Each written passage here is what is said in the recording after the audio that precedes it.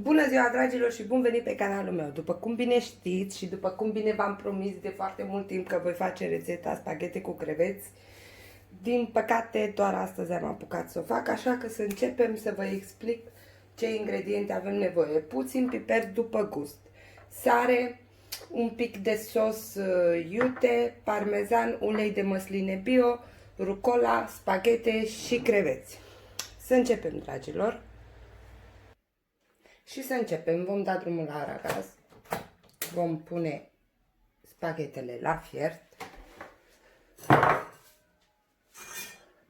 vom adăuga sosul iute, puțină sare,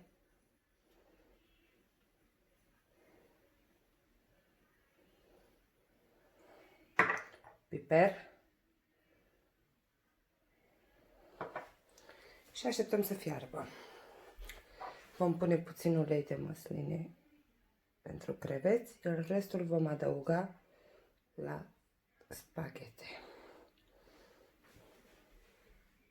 În timpul acesta, cât uleiul se încălzește, adăugăm sarea peste creveți,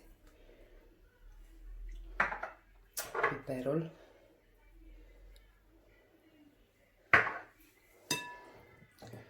eu zic că la creveți să nu puneți foarte multă, mi-a sărit un crevet în tigaie. Să nu puneți foarte mult piper pentru că vor fi foarte iuți spaghetele. Și acum așteptăm focul să fie mediu, ca să iasă totul perfect. Acum așteptăm să se înfierbânte uleiul.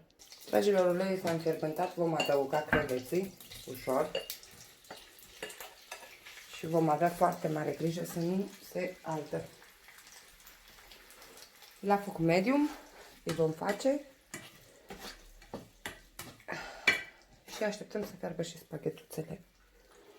Când creveții mei sunt aproape gata, mie îmi place să dau ardei paprika tăiați, așa, și să-i las la răjit împreună cu creveții. Așa că ne vedem imediat. Dragilor, creveții mei sunt gata, acum așteptăm să fie gata imediat și spaghetele și revenim. Spaghetele mele sunt gata, acum le vom așeza. Pentru prima oară punem spaghetele ușor.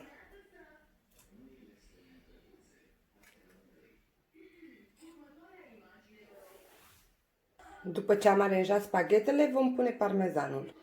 După care vom așeza creveții. După care vom pune rucola. Dragilor, cam așa arată rețeta mea. Mie îmi place să-l servesc cu un vin cu un prosecco. Dacă v-a plăcut, nu uitați să vă abonați, să dați like, dați un share acestui video. Vă ador și vă iubesc. Vă mulțumesc că vă uitați la videourile mele și ne revedem cu un alt video despre cu totul și cu totul altceva în afară de mâncare.